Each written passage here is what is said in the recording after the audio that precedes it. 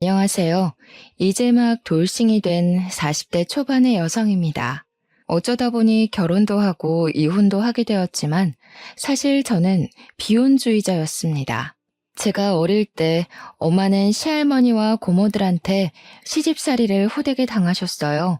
아버지는 엄마의 고통을 알아주기는커녕 고모들을 두둔하고 할머니의 편에서 오히려 더 구박하시기만 했습니다.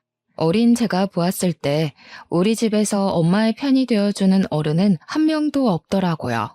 마음 뚫 곳 없고 누구에게 속 시원히 말도 못하고 매일 밤 남몰래 눈물을 흘리시는 엄마의 모습을 보며 저는 절대 결혼은 하지 말아야겠다고 다짐했답니다. 결혼에 대한 환상이 없어서인지 이성에 관심도 없었어요. 그래서 친구들이 멋진 선배를 쫓아다니거나 연예인을 좋아할 때 저는 문제집을 한 번 더 풀었고 책을 한 글자라도 더 봤어요. 공부만이 내가 행복해지는 길이라는 생각으로 죽자 사자 공부를 한 결과 이름만 들으면 알만한 수도권 치대를 입학하고 좋은 성적으로 졸업했습니다. 그 후 선배가 운영하는 치과에서 페이 닥터로 몇 년을 근무하다가 부모님께 도움을 받아 30살에 제 이름을 걸고 저의 치과를 개업하게 되었어요. 처음에는 사람들이 많이 찾아오지 않았지만 양심적으로 운영하고 겁 많은 아이들도 편하게 진료를 받을 수 있도록 환경을 마련해주니 점점 입소문이 나기 시작하여 개원한 지 1년 만에 부모님께 빌린 돈을 갚고 서울의 투룸 아파트를 얻을 정도의 순이익이 나왔답니다. 고등학교 동창들은 회사도 구하지 못해 힘들어하는데 저는 치과가 잘 되어 돈도 벌고 서울에 저의 집도 생기니 일하는 것이 너무 재미있더라고요. 31살부터 35살까지 일에 미쳐서 살았다고 해도 과언이 아닐 정도로 일에만 푹 빠져 살았습니다. 제가 35살이던 해의 12월 한 해를 마감하며 같이 일하는 직원들과 함께 회식을 하게 되었어요. 오랜만에 맛있는 음식도 먹고 술도 마시며 이런저런 이야기를 하는데 우리 테이블로 어떤 남성분이 오시더라고요. 알고 보니 저보다 2살 어린 직원인 이지 씨의 대학교 선배였고 이분도 회사에서 다 같이 회식을 왔다고 하였습니다. 그분은 우리 지희 잘 부탁드린다며 제게 인사한 후 자신의 자리로 돌아갔어요. 그리고 다음날 제가 출근하자마자 지희 씨가 제게 다가왔습니다. 어제 만난 선배가 저를 소개해달라고 했다며 한번 만나볼 의향이 있냐고 묻더라고요. 저는 원래 결혼할 생각이 하나도 없었기에 싫다고 거절했지만 지희 씨는 선배가 성격도 좋고 나이도 좋고 둘이 잘 어울릴 것 같다며 자꾸 만나보라고 했습니다. 직원의 성화에 못 이겨 저는 딱 밥만 먹고 오자는 생각으로 지희 씨의 선배와 주말에 만나기로 약속을 잡았어요. 그리고 주말 약속한 장소에 시간 맞춰 나가니 지희 씨의 선배가 저를 알아보고 먼저 아는 척을 했습니다. 회식 날에는 식당이 어둡기도 했고 술에 취해서 제대로 얼굴도 보지 못했는데 밝은 곳에서 맨정신에 보니 사람이 서글서글하게 생겼더라고요. 자리를 잡고 이야기를 나누는데 말도 꽤 재미있게 잘하고 무엇보다 대화가 잘 통했어요. 이분의 이름은 김진우였고 꽤 잘 나가는 기업에서 근무하고 있었고 일하다가 지금까지 결혼을 못했다고 했습니다. 그러면서 자신과 나이가 같은데 개인 병원을 차리고 있다는 게 너무 대단하고 배울 점이 많은 사람일 것 같아 꼭 만나보고 싶었다고 하더군요. 저 역시 진우 씨가 싫지는 않아 시간 가는 줄 모르고 대화를 나눴습니다. 그 후 우리는 서로의 연락처도 주고받고 다음에 만날 약속까지 정하게 되었어요. 다음 만날 날도 진우 씨는 여전히 유쾌했고 세심하게 저를 배려해주기도 하고 저의 이야기 하나하나를 놓치지 않고 경청해 주었습니다. 그런 진우 씨의 모습이 참 좋았고 진우 씨도 제가 싫지는 않았는지 거의 매일 퇴근하면 저의 치과 앞에 왔어요. 우리는 급속도로 친해졌고 만난 지 한 달 만에 스스럼 없이 반말을 주고받는 친구 사이가 되었답니다. 하루는 퇴근하고 만나서 저녁을 먹고 집에 가려는데 제게 진지하게 할 말이 있다고 하며 공원으로 데리고 가더라고요. 공원 벤치에 앉아 한참을 뜸을 들이더니 아주 조심스럽게 저와 제대로 연애해보고 싶다고 했습니다.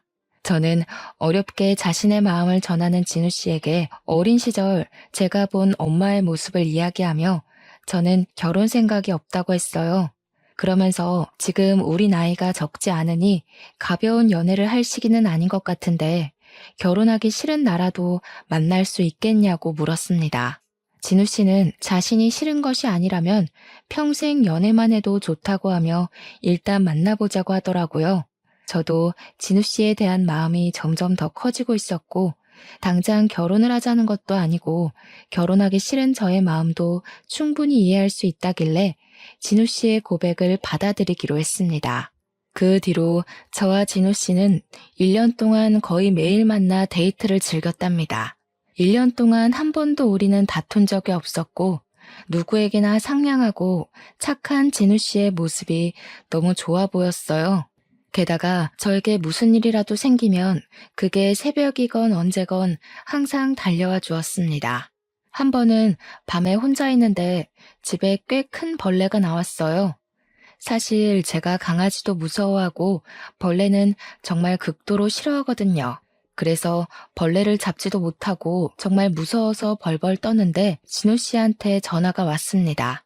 제 목소리가 좋지 않으니 무슨 일 있냐고 묻더라고요. 그래서 집에 벌레가 나왔는데 너무 무섭다고 했더니 지금 바로 가겠다며 잠시만 기다리라고 하지 뭐예요? 그러더니 그 밤에 우리 집에 달려와서 벌레를 잡아주었습니다.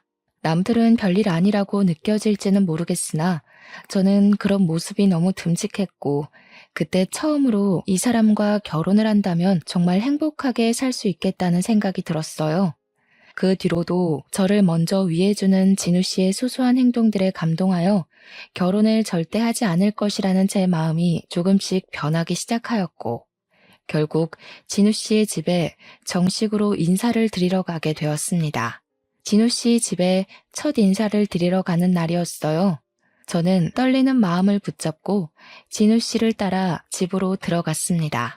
그곳에는 시부모님과 6살 어린 여동생, 그리고 2살 된 남자아이가 하나 있었어요. 진우 씨의 부모님은 늦은 나이에 짝을 만난 것이 다행이라며 저를 반겨주셨어요. 시어머니 옆에 서 있던 6살 어린 여동생은 이름이 김고은이었는데 이름처럼 참 곱게 생기고 키도 크고 연예인처럼 예뻤어요. 여동생은 자기 아들인 호진이를 소개하며 저를 위아래로 훑으며 그다지 반갑지 않다는 표정을 짓고 있었습니다. 알고 보니 여동생은 한 번 결혼을 하고 아이까지 낳았는데 피치 못할 사정으로 돌 전에 이혼했다고 하더라고요.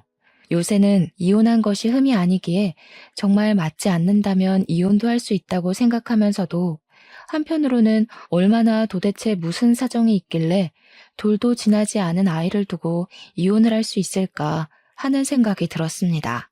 피치 못할 사정이 뭔지 궁금했지만 더 물어보면 실례일 것 같아 따로 물어보지는 않았네요.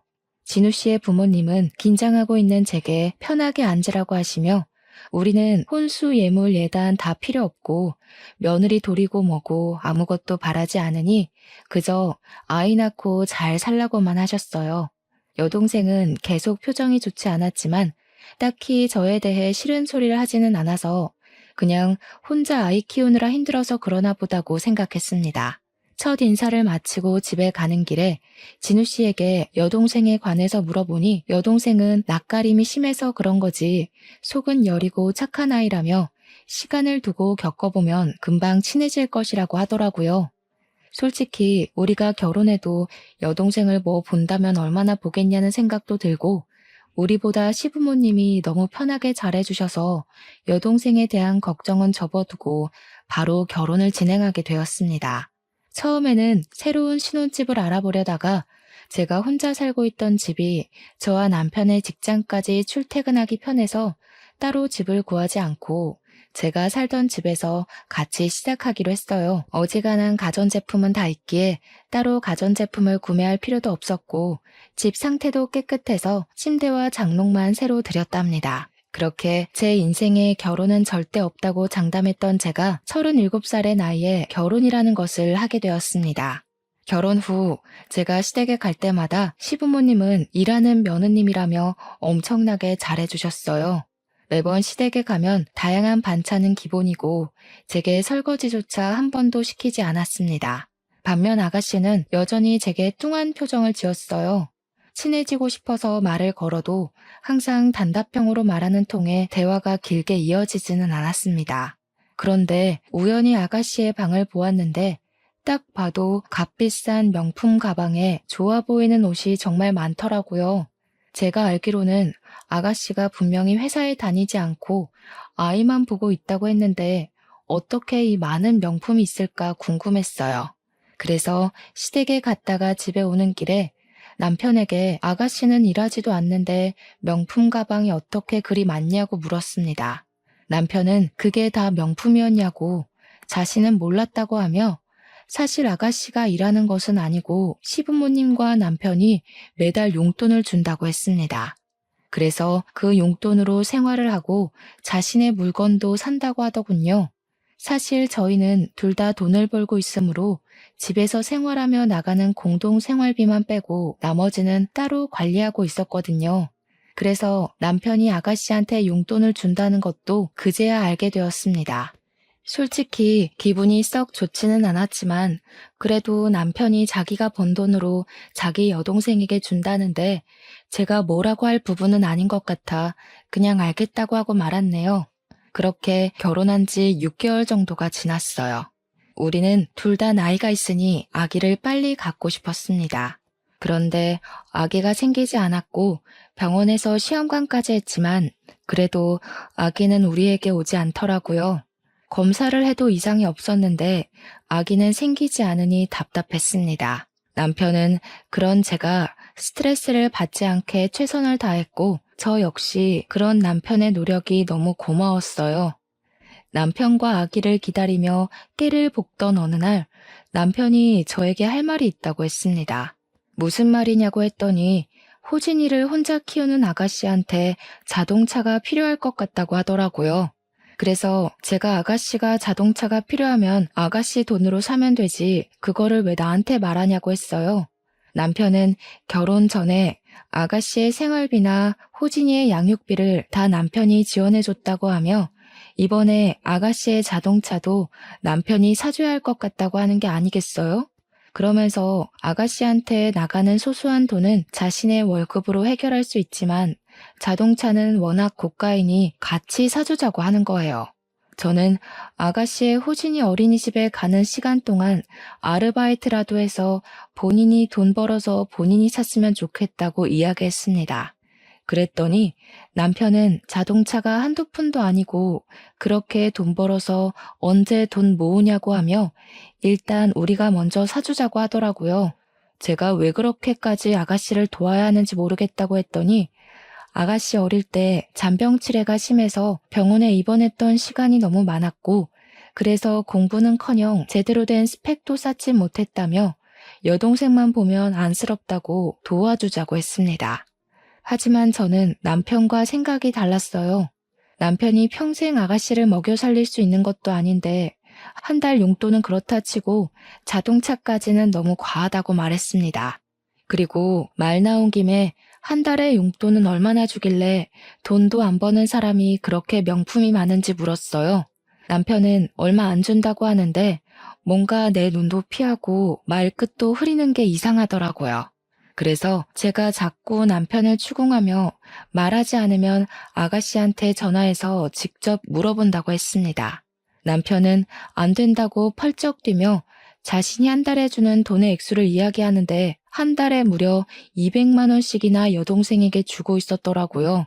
알고 보니 아가씨는 과소비의 낭비가 정말 심했고 이런 부분 때문에 호진이의 아빠인 전 남편과 이혼까지 했다고 했습니다. 그런데 이혼하고 나서도 여전히 명품을 사는 버릇을 버리지 못해 많은 돈을 제 남편과 부모님께 받으며 여전히 과소비에 사치하며 살고 있었어요.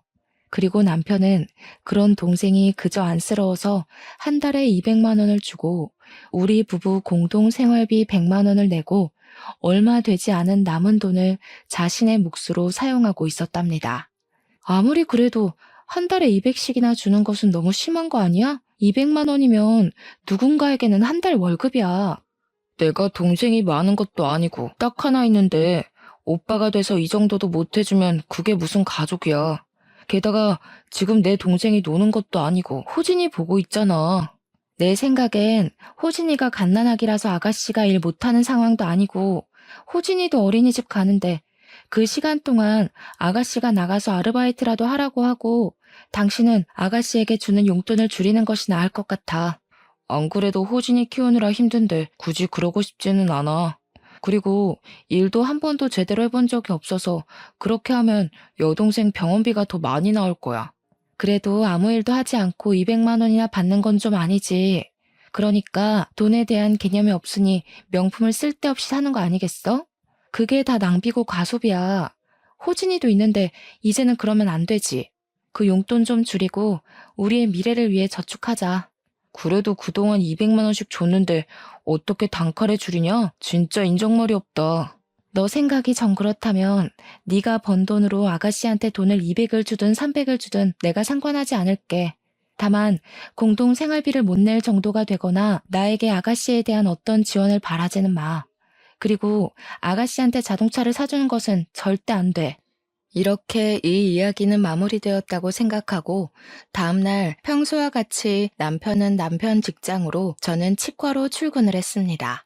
출근해서 일하다가 잠시 쉬는데 시어머니가 아가씨 자동차 한 대 뽑게 도와달라며 전화가 왔어요. 저는 죄송하지만 아가씨가 미성년자도 아니고 코진이도 있는데 이제는 본인의 앞가림은 본인이 알아서 해야 할 것 같다고 이야기했습니다. 그랬더니 시어머니는 제 말에 버럭 화를 내시더라고요. 너는 잘 살면서 하나뿐인 네 신우인데 그런 신우한테 차 한 대 뽑아주지도 못하니? 넌 신우를 가족으로 생각은 하니? 막말로 너 동생이 만약에 이런 상황이라도 차 안 뽑아줄 거야? 제 동생이어도 이렇게 차를 뽑아주지는 못할 것 같네요. 차라리 일하라고 일자리를 소개해줄지언정 돈을 주며 차 뽑으라고 얘기하지는 못할 것 같아요. 이런 말씀드리기 주제넘지만 아가씨한테 시부모님께서 돈을 주신다고 들었는데 그렇게 돈을 주시지 마시고 차라리 일할 기회를 마련해 주세요. 시부모님 남편이 언제까지 아가씨 먹여 살릴 수도 없지 않나요?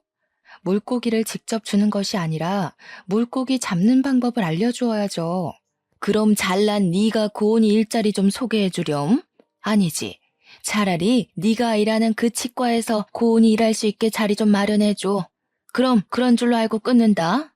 시어머니는 본인이 하실 말씀만 하시고 전화를 뚝 끊어버렸습니다. 사실 이때 오래 근무했던 데스크 직원이 관둔다고 하는 바람에 직원 한 분을 급히 구해야 하는 상황이기는 했지만 그렇다고 사회생활 경험이 전혀 없는 아가씨를 데스크 직원으로 채용할 수는 없잖아요. 그래서 어머니의 말씀은 깊이 생각하지 않고 그냥 경력직 직원을 새로 구하기로 했습니다. 그런데 다음날 출근했는데 아가씨가 치과에 있는 거 아니겠어요? 엄마한테 들었다며 여기서 오늘부터 일하라고 했다는 거예요. 관둔다는 직원도 드디어 인수인계하고 나갈 수 있냐며 좋아하고 다른 직원들도 다들 반기는 분위기길래 어쩔 수 없이 아가씨를 채용했습니다. 아가씨가 출근한 지 2주일 정도가 지났어요.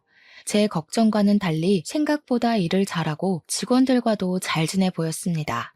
하루는 치과 모든 업무를 마치고 정리하는데 아가씨가 출퇴근하기 너무 힘들다며 우리 집에서 살겠다고 하더라고요. 작은 방 하나가 빈 방이기는 했지만 그래도 아가씨와 같이 살고 싶지는 않았습니다. 그래서 고민 좀 해봐야겠다고 했는데 아가씨가 그 자리에서 남편에게 바로 전화하더라고요. 남편과 아가씨가 통화하더니 저의 생각은 묻지도 않고 우리 집에서 살기로 했다며 바로 짐을 챙겨서 오겠다고 했습니다. 그럼 호진이는 어떻게 할 것이냐고 하니 어차피 호진이가 어린이집에 다니고 지금도 시어머니가 혼자 다 보셔서 자신이 우리 집에서 살아도 별 문제 없을 것이라고 하더라고요.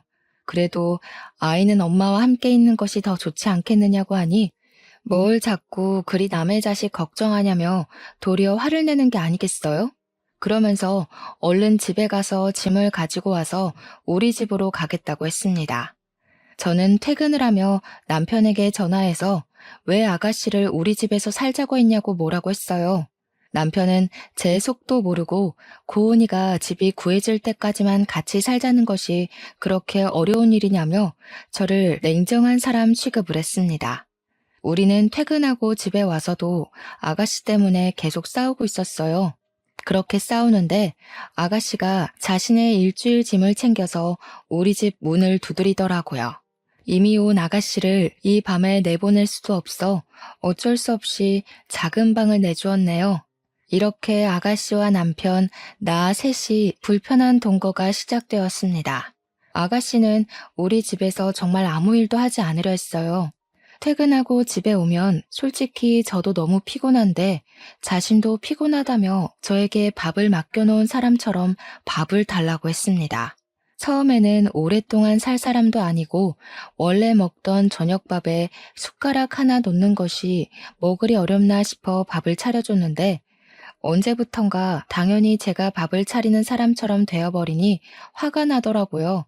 그래서 아가씨한테 본인 밥은 본인이 차려서 먹으라고 했더니 시어머니한테 바로 전화를 해서 제가 한 말을 그대로 전하는 거 있죠. 그리고 잠시 뒤에 시어머니한테 전화가 왔습니다.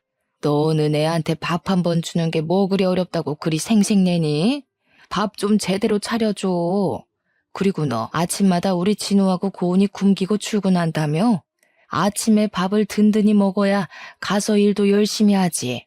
제가 집에서 노는 사람도 아니고 저도 출근해야 하는데 언제 밥을 해서 언제 차리고 치우고 나가나요? 그리고 저는 남편과 아가씨의 엄마가 아니에요. 제가 이 둘의 식사까지 책임져야 하는 의무는 없습니다. 저는 당신의 자식들 밥상을 제게 당당히 요구하는 시어머니한테 제가 할 말을 다 하고 끊어버렸습니다. 그런데 옆에서 가만히 듣고 있던 아가씨가 제게 화를 내더라고요.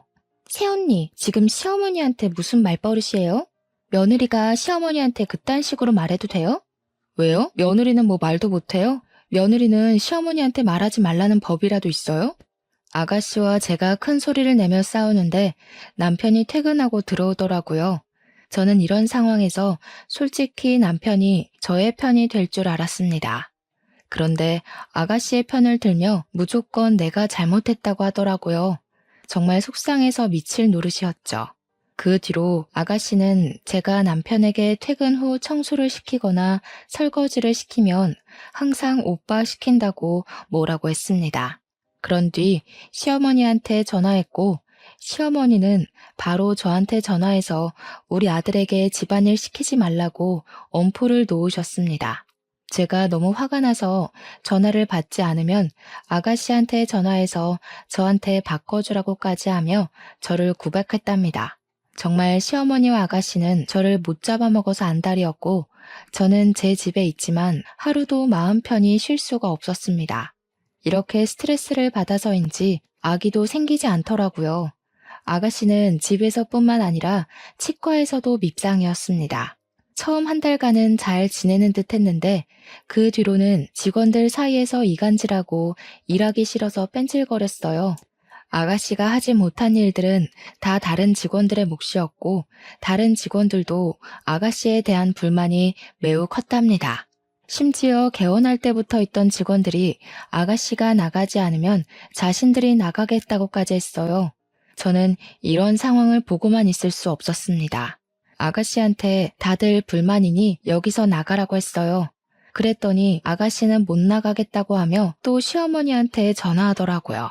저는 아가씨가 시어머니와 통화하는 동안 지금까지 일한 급여를 계산했습니다.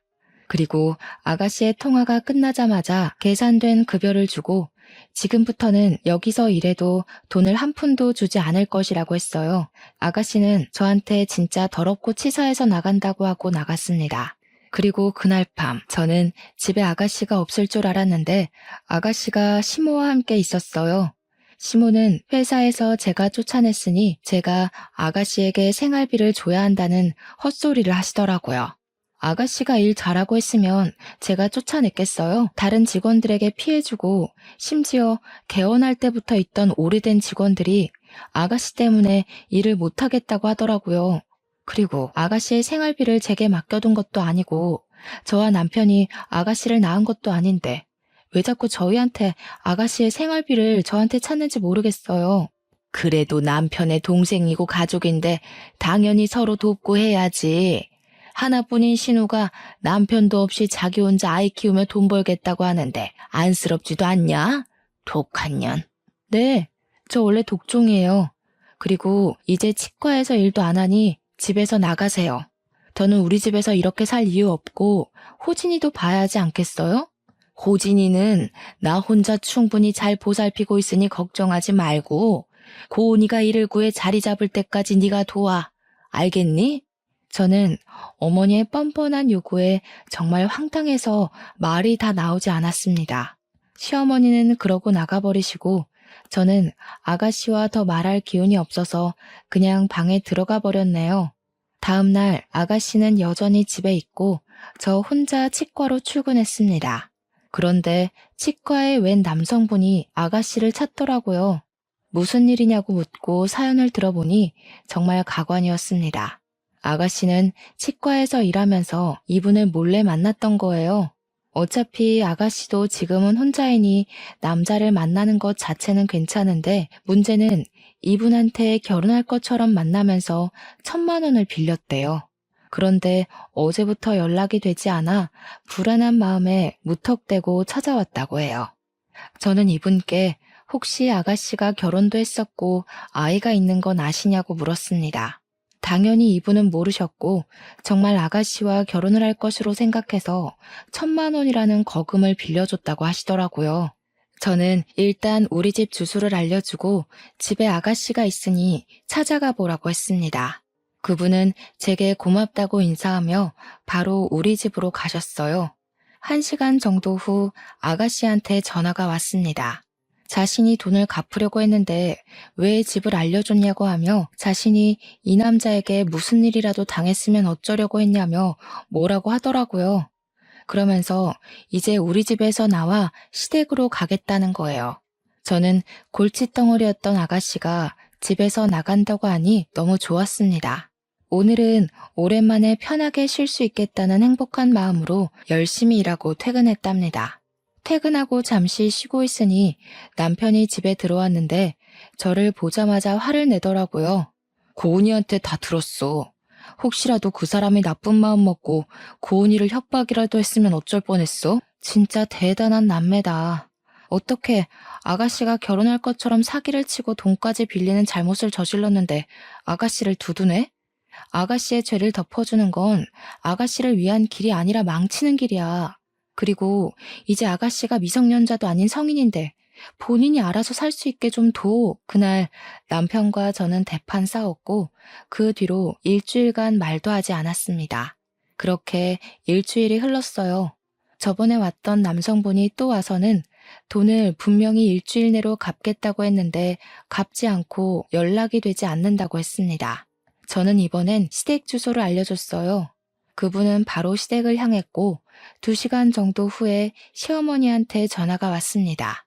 제가 전화를 받자마자 어떻게 우리 집을 알려줄 생각을 하냐며 소리를 고래고래 지르시더라고요. 남의 돈을 빌렸으면 갚는 것이 당연한 거예요. 오죽 답답하면 그분이 저한테 2번이나 찾아와서 연락할 방법을 알려달라고 했겠어요. 어머니, 그리고 이거는 엄연히 아가씨의 잘못이에요. 덮어준다고 다 해결될 일이 아니라고요. 어디서 며느리 따위가 시모한테 이래라 저래라야? 지금 그래서 네가 잘했다는 거야? 반성의 기미는 하나도 없고 그깟 1,000만 원 해봤자 얼마나 한다고. 너는 그리고 새언니가 돼서 그 1,000만 원 갚아주지도 못하니? 그깟 1,000만 원이요? 제가 1,000만 원을 갚을 수 있는 능력이 된다 해도 그 돈을 제가 왜 대신 갚아야 하나요? 아가씨는 어머니의 딸이지 제 딸이 아닙니다. 자꾸 착각하시는 것 같아요. 저 이제 환자분 오셔서 끊습니다. 시어머니는 이날 이후로 제게 연락을 하시지 않았고 저는 아주 편했습니다. 하지만 남편은 꾸준히 연락도 하고 여전히 아가씨한테 돈도 보내주는 것 같았어요. 그래도 부부 공동 생활비는 꾸준히 냈기에 그냥 그러려니 했습니다. 그렇게 몇 개월이 지났어요.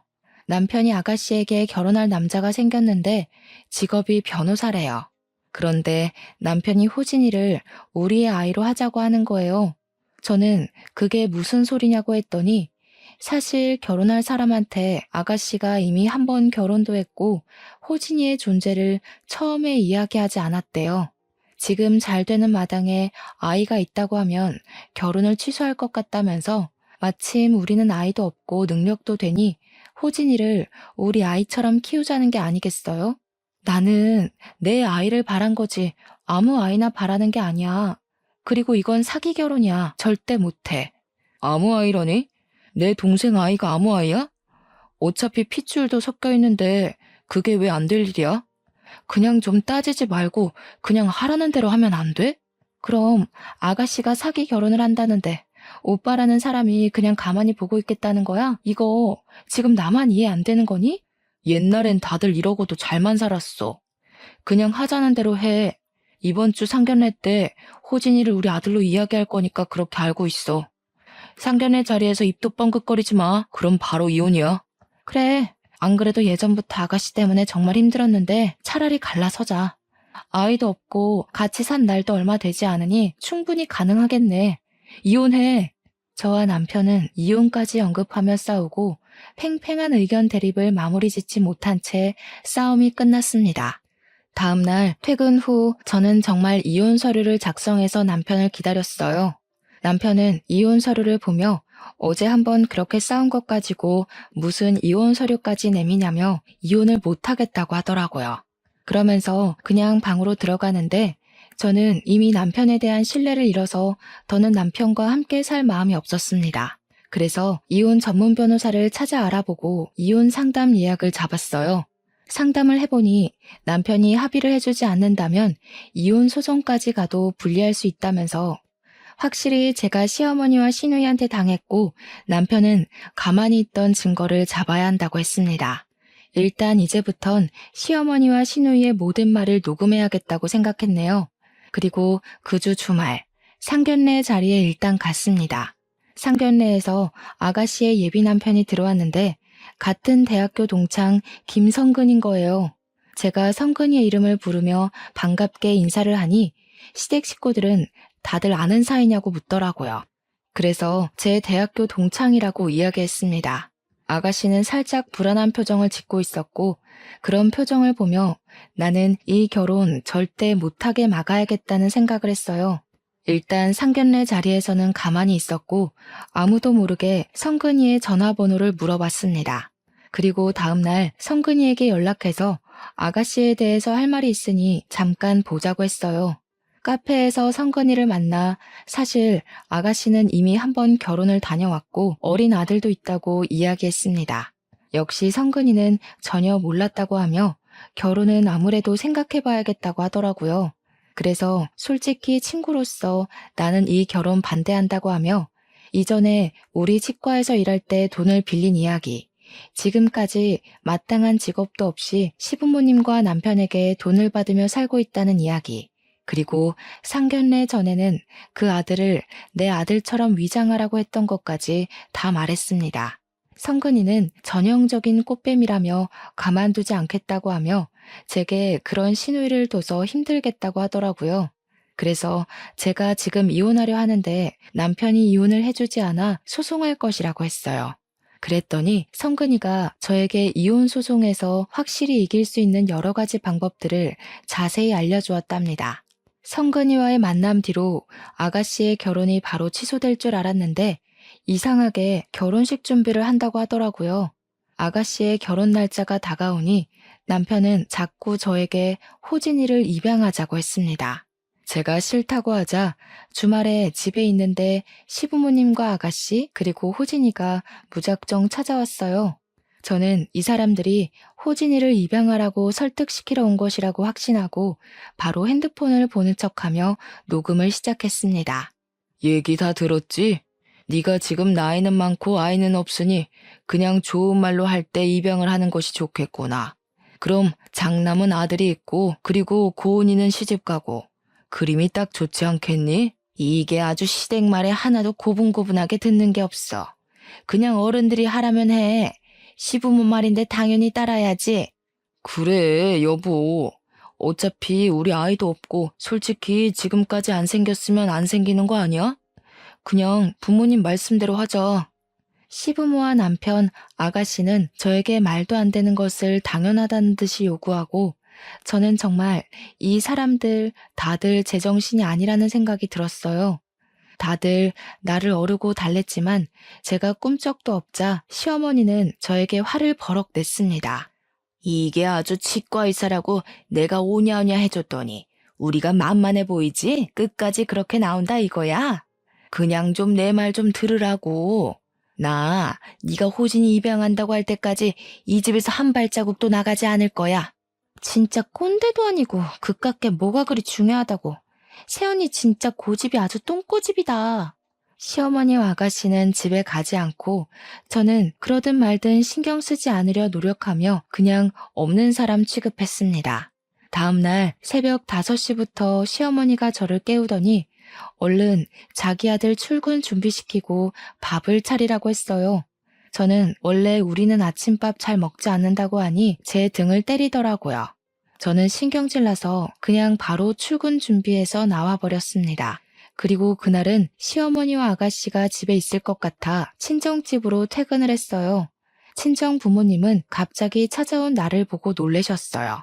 저는 부모님께 그동안 있던 모든 이야기를 다 하고 지금 이혼 준비를 하고 있다고 말씀드렸습니다. 아빠는 화가 잔뜩 나셔서 다들 가만두지 않겠다며 우리 집으로 바로 가셨어요. 집에는 제 예상대로 시어머니, 아가씨, 남편이 다 있었고 저는 바로 핸드폰 녹음기를 켰습니다. 아무리 사람들이 모자라도 유분수지. 어떻게 조카를 아들로 입양시킬 생각을 해? 나는 절대 그 꼴 못 봐. 그러면 둘이 갈라서. 아버님, 어차피 우리 아이도 없고 충분히 못할 이유는 없다고 생각됩니다. 그리고 저는 이런 일로 미진이와 이혼까지 할 생각 없습니다. 그래? 우리는 이혼 소송까지 가서라도 가만두지 않을 거네. 이미 자네 어머니랑 여동생 때문에 우리 미진이가 스트레스 많이 받았고 절대 용서 못해. 그리고 자네는 자네 어머니랑 여동생이 비정상이면 자네라도 정신 똑바로 차려야지. 어디서 사기 결혼을 하려고 난리야? 사돈, 지금 말 다 하셨어요? 사기 결혼이라뇨? 둘이 서로 좋아 죽어서 그냥 과거를 말 안 한 것뿐인데 이게 어떻게 사기 결혼이에요? 그리고 그쪽도 아들 원하시잖아요. 고은이한테는 아들이 필요 없고 그쪽은 아들이 필요하니 고은이의 아들을 당신 딸의 아들로 넘기겠다는데 그게 그렇게 못할 짓이에요? 애가 무슨 물건입니까? 그리고 그쪽에서 생긴 아이는 그쪽에서 키워야지. 왜 그 아이를 우리 딸에게 넘깁니까? 나는 절대로 이거 가만두지 않을 겁니다. 아시겠어요? 미진이 전현이 성격이 지랄맞은 게 제 아빠 꼭 빼다 닮았구먼. 우리 고은이 피곤해서 쉬어야 하니까 나가요, 나가. 여기 제 명의의 제 집입니다. 나가시려면 그쪽이 다 나가셔야죠. 잘 됐네요. 이참에 저 정말 이혼합니다.